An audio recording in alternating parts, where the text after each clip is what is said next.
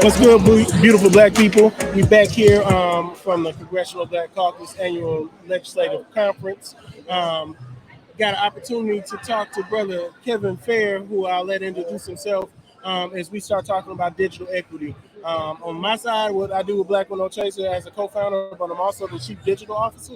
I'm really big about digital equity and what this means to our community. I have an opportunity to talk to this brother who is doing some very innovative and genius things about looking at how we can bridge the gap with STEM, but looking at how we can also make sure that our young folks who are genius with technology are being able to use their talents to propel them forward. So I just want to give an introduction of who you are, what you do, and jump into a little bit of that. Innovative and genius. I'm going to use that a lot of places going forward, and I'm going to say you said it. No, I appreciate you having me here today. My name is Kevin Fair. I'm the owner of I Play Games, and I get to do a lot of fun problem solving things in the space of working with clients that want to have some type of engaging piece.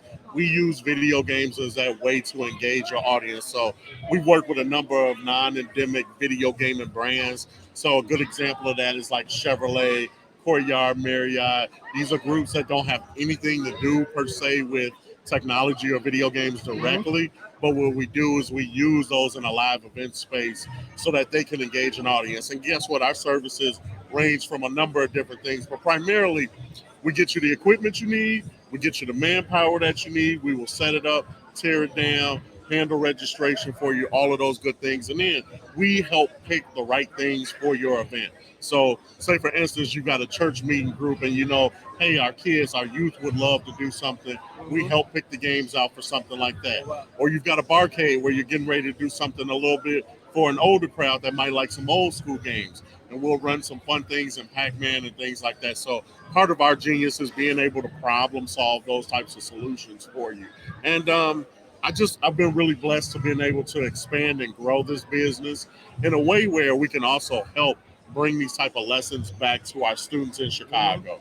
And so for me, the fun is that I get to build and make curriculum and associate video game experiences with some type of STEM learning project. So a lot of times we take our students to different colleges that may have esports programs, talk about what they need to do in order to get a scholarship there. Sometimes we help them, or work with a brand that's like, hey, here's how we use engineering to build X, Y, and Z, and here's how it relates to your experiences with video games, processors, motherboards, and we get to take the mysticism out of, hey, here's an Xbox, and it's a secret box that just plays your games for you.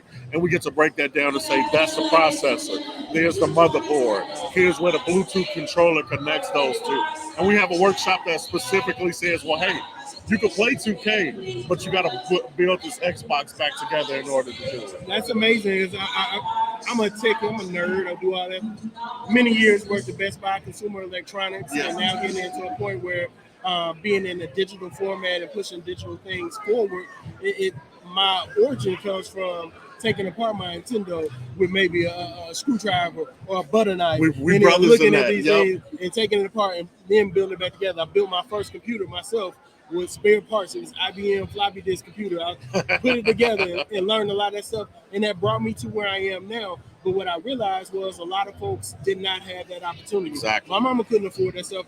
I was blessed to have a neighbor who was behind me, who worked for Motorola, who was an engineer, who brought me into this environment, started teaching me a lot of stuff. So I realized that we don't have a lot of opportunities like that as African Americans, as Black people in this country. So hearing what you do, especially doing in Chicago, I'm from Illinois, so I'm from Champaign, Illinois. So hearing that that's happening in my home state is amazing as well too. But also knowing that a lot of attention doesn't happen in the middle of the country when we talk to this. So if you can, just a little bit, what are some of the impacts of this work that you know that you can probably be able to talk about? Well, imagine the beauty is that most kids don't know what they want to do, right? They hear about a lot of these skills, but they can't tangibly attach it to a career or a job, right? And a lot of times part of our goal is to say, here's where your skills and this kind of thing can lead you. And our goal is to say, well, here's what you would major in college, and this is what a job that looks like today. This is what that job would look like, right? And then we also try to get our students to be forward thinking. I invented my job. When you think about it in a lot of ways, someone who's a tournament organizer that does event planning that's specific to console technology, that job didn't exist in 2008 or 2009, right? And so I really took the blessings that I got from from my teachers and professors about thinking about what it is that I wanted to do in life, and then really kind of professionalizing my hobby over time. And I think that part of what we want to do is we want to say, hey, here's a way for you to affordably go to college. Here's a way for you to start thinking about looking at someone who has a career in this space. Right. Look at what they're doing, and then with your brand new young thinking brain in mind, you put your own spin on it. You may be following in our footsteps, but that doesn't stop you from putting your own spin on it and creating your new world. And I think we keep wanting to encourage our kids to think that way.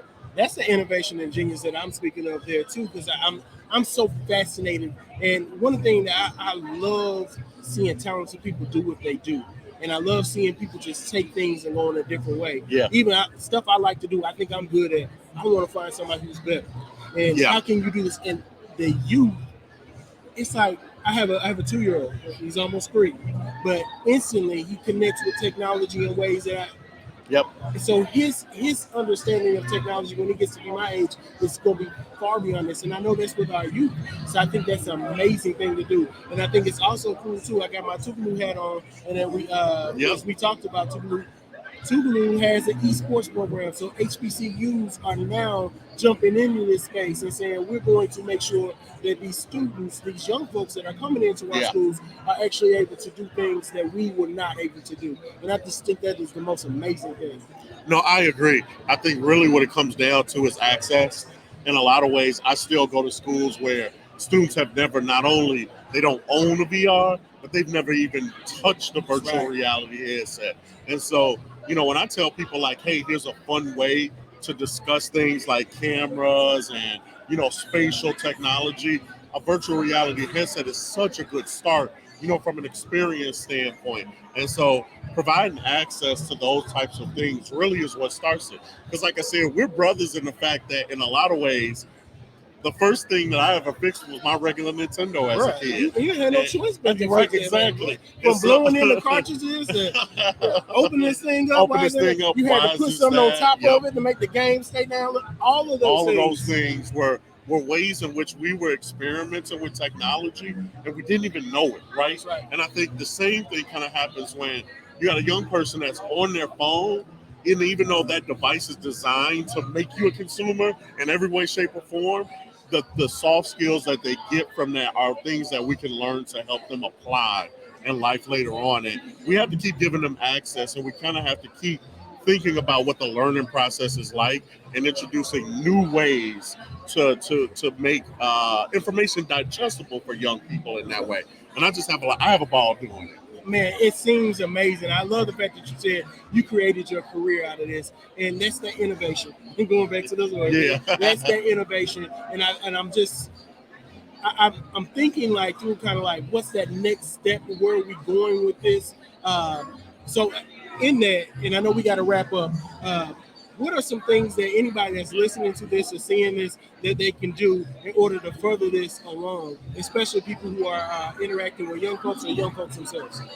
Well, I think that one of the things that you really should do is incorporate play in schools. I think gamification and play are really important things that get students excited. It meets them where they're at.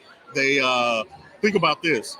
There's a lot of students who struggle with keeping up with what their GPA is or what their grades are, but they never lose count of what their score is or what their follower count is. Those are things that they know those statistics, right? And instead of punishing them or making them feel bad for like that, for knowing those things, we should start learning what, as adults, we should learn these things not for our sake, but for their sake. And so how do we learn how to adapt that into something that works for them? And as much as I think that, we can see both the pros and the cons of it, artificial intelligence is going to be a tool that people use to shorten up their work. I became someone who could, make some of the ideas of art come to life in my mind with artificial intelligence. And I think as long as we're able to learn how to work with it, the less we can be afraid of it. That's So right. I would always throw those two things out for people who are like, what's the next steps and what can I be doing? I can't wait, brother. I'm glad I met you. I'm glad we got a chance to introduce you to this platform, Black Women Chasing. We definitely want to do some more work. I appreciate it. Yep. We are really pushing our digital equity initiatives outside of just being a media company. We want to bridge that gap. We want to be there. And so we need brothers like you. We need businesses like yours to be in the gaps with us as we continue to do. So I'm just happy to have a conversation with you. Thank you for stopping by and talking with us. And man, best of luck for everything. Appreciate Not it. just you, but the kids but that you everything work with. at large, man. No, appreciate it, and thank you guys for having me. Absolutely. Thank you.